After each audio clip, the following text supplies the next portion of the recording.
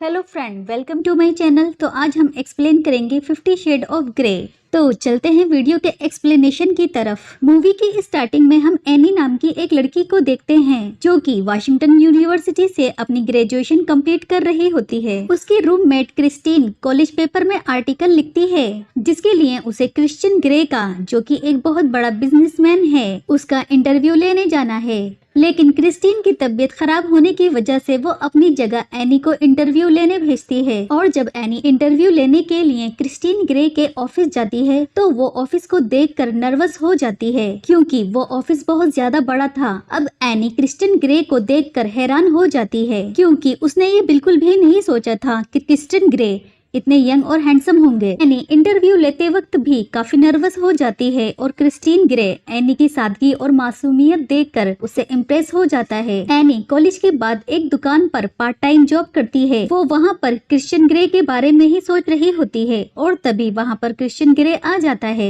Any उसे देखकर चौंक जाती है और क्रिश्चियन ग्रे शॉप से कुछ सामान खरीदता है और उसके बाद एनी से बोलता है कि क्रिस्टीन को अपने आर्टिकल के लिए सभी आंसर्स मिल गए होंगे। तभी एनी कहती है आर्टिकल तो पूरा हो ही गया है लेकिन उसके पास आपकी रिसेंटली कोई फोटो नहीं है। ये सुनकर क्रिस्टीन ग्रे क्रिस्टीन और एनी को अपने घर फोटो लेने के लिए बुलाता है और वो एनी को अपना नंबर देकर चला जाता है। अगले दिन फोटोशूट के बाद क्रिश्चियन ग्रे एनी को कॉफी पर बुलाता है जहाँ पर क्रिश्चियन को पता लगता है कि एनी काफी रोमांटिक और मासूम लड़की है। जिसके बाद क्रिश्चियन एनी को कहता है कि आज के बाद हम कभी भी नहीं मिलेंगे। क्रिश्चियन ये कहकर वहाँ से जाने लगता है।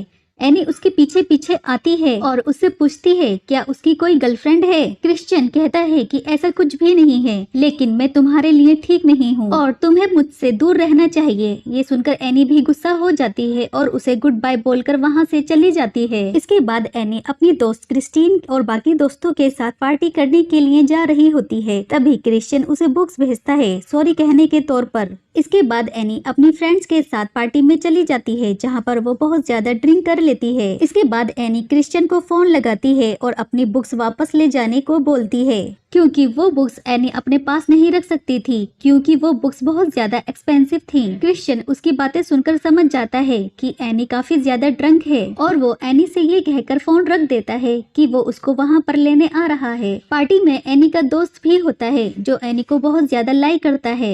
वो उसे किस करने के लिए आता है। एनी उसे किस करने के लिए मना करती है और तभी वहाँ पर क्रिश्चियन आ जाता है और वो एनी के फ्रेंड को धक्का दे देता है। यहाँ पर हम देखते हैं कि क्रिश्चियन का छोटा भाई क्रिस्टीन के साथ डांस कर रहा होता है।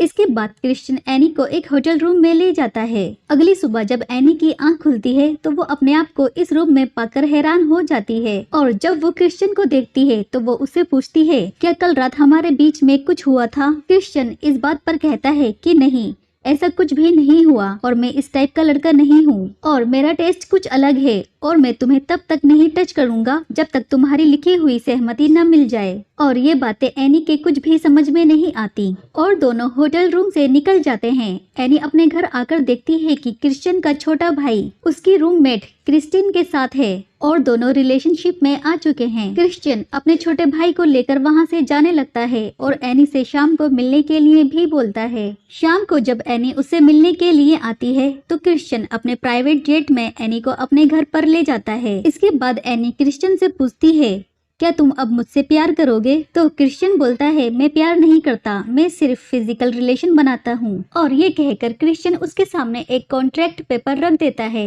इस कॉन्ट्रैक्ट के मुताबिक एनी अपने रिलेशन के बारे में किसी को भी नहीं बता सकती और फिजिकल होते वक्त वो क्रिश्चियन को छू भी नहीं सकती। इसके बाद क्रिश्चियन एनी को अपने प्ले रूम में ले जाता है जहाँ पर वो क्रिश्चियन के अजीबोगरीब टॉयज को देखकर हैरान हो जाती है जो कि सारे BDMS टॉयज थे। क्रिश्चियन बताता है कि वो एक डोमिनेंट है और लड़कियां उसके आगे खुद को सरेंडर करती हैं, वो भी अपनी मर्जी से। एनी पूछती है कि कोई लड़की ऐसा क्यों करेगी। तो क्रिश्चियन कहता है कि मुझे खुश करने के लिए और अगर मैं उनसे खुश हो जाता हूँ तो मैं उन्हें रिवॉर्ड देता हूँ और अगर मैं उनसे खुश नहीं होता तो उनको पनिश भी करता हूँ, वो भी इन्हीं टॉयज के जरिए। क्रिश्चियन एनी से बोलता है कि उसे अभी एक और एग्रीमेंट साइन करना होगा जो कि इस रूम से रिलेटेड है जहाँ पर कई रूल और शर्तें हैं और अगर एनी उन सभी शर्तों को मान लेती है तो तभी हम रिलेशनशिप में आ सकते हैं। इसके बाद क्रिश्चियन एनी को एक और रूम दिखाता है। वो कहता है कि अगर हम रिलेशनशिप में आ जाते हैं तो ये रूम तुम्हारा होगा। एनी कहती है क्या हम इस रूम में रहेंगे? तो क्रिश्चियन कहता है नहीं, मैं नहीं, सिर्फ तुम इस रूम में रहोगी, क्योंकि मैं किसी के साथ भी नहीं सोता। बातों ही बातों में क्रिश्चियन को पता लगता है कि एनी ने अभी तक किसी के साथ फिजिकल रिलेशन नहीं बनाया है, जिसे सुनकर क्रिश्चियन बहुत ज्यादा हैरान हो जाता है और वो उसी रात एनी के साथ इंटीमेट हो जाता है। लेकिन इंटीमेट होते वक्त भी क्रिश्चियन अपने आप को टच नहीं करने देता और एनी के हाथों को पकड़ कर रखता है और वो दोनों उस रात उसी बेड पर सो जाते हैं। अगली सुबह क्रिश्चियन के घर पर उसकी मॉम आती हैं और एनी को वहाँ पर देखकर बहुत ज्यादा खुश हो जाती हैं, क्योंकि इससे पहले कभी भी क्रिश्चियन को किसी भी लड़की के साथ किसी ने नहीं देखा था और उसकी माँ क्रिश्चियन को होमोसेक्सुअल समझती थी। अब क्रिश्चियन की मम्मी एनी को अपने घर पर डिनर पर इन्वाइट करती हैं और वहां से चली जाती हैं। इसके बाद एनी क्रिश्चियन को इस टाइप के रिलेशन के लिए मना कर देती है, जैसा कि वो चाहता था। क्रिश्चियन एनी को उसके घर छोड़ने के लिए जाता है तो रास्ते में एनी क्रिश्चियन से पूछती है कि वो इस तरह के रिलेशन को क्यों पसंद करता है। क्रिश्चियन बताता है कि उसका पहला फिजिकल रिलेशन उसकी मॉम की फ्रेंड के साथ हुआ था, जिसका नाम मिसेस रॉबिन था। उस वक्त क्रिश्चियन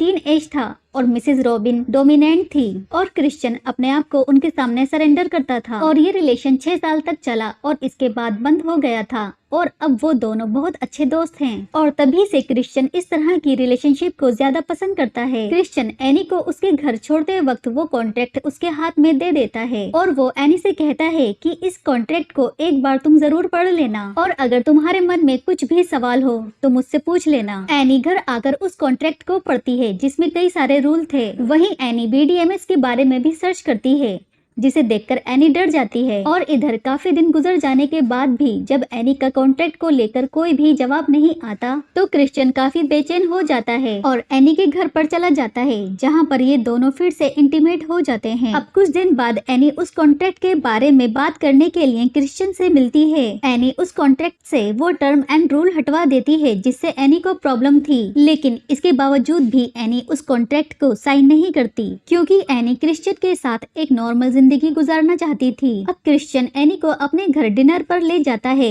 डिनर करने के बाद क्रिश्चियन बाहर आकर एनी से बात करता है तो एनी कहती है कि वो उसके साथ एक नॉर्मल जिंदगी गुजारना चाहती है, वो क्यों उसे टच नहीं कर सकती और उसके साथ क्यों एक बेड पर नहीं सो सकती। लेकिन क्रिश्चियन उसे कोई जवाब नहीं देता। रात को जब एनी सो जाती है तो क्रिश्चियन उसके कमरे में आता है और उसे बताता है कि उसकी मॉम एक प्रोस्टिट्यूट थी और ये जो मेरी फैमिली है ये मेरी असली फैमिली नहीं है, इन्होंने मुझे अडॉप्ट किया था और जब मैं 6 साल का था तो मेरी मॉम मर चुकी थी। अगली सुबह एनी अपनी मॉम से मिलने के लिए चली जाती है और इसी दौरान क्रिश्चियन मिसेस रॉबिन से मिलता है और जब ये बात एनी को पता चलती है तो वो क्रिश्चियन से नाराज हो जाती है। क्रिश्चियन उसे बताता है कि वो मिसेस रॉबिन से एज अ फ्रेंड मिला था और जैसा वो समझ रही है ऐसा कुछ भी नहीं है, लेकिन एनी फिर भी क्रिश्चियन से नाराज रहती है। अब अगले दिन ही क्रिश्चियन एनी के मॉम के घर चला जाता है एनी को मनाने के लिए और वो दोनों वहाँ पर एक अच्छा टाइम स्पेंड करते हैं। लेकिन क्रिश्चियन को एक जरूरी कॉल आ जाता है और उसे बिजनेस के काम से वापस आना पड़ता है और अगले दिन एनी भी वापस आ जाती है। वो क्रिश्चियन से मिलने के लिए जाती है और ये दोनों यहाँ पर फिर से इंटीमेट हो जाते हैं, लेकिन इस बार क्रिश्चियन के स्टाइल में, मतलब BDS के स्टाइल में। एनी क्रिश्चियन से पूछती है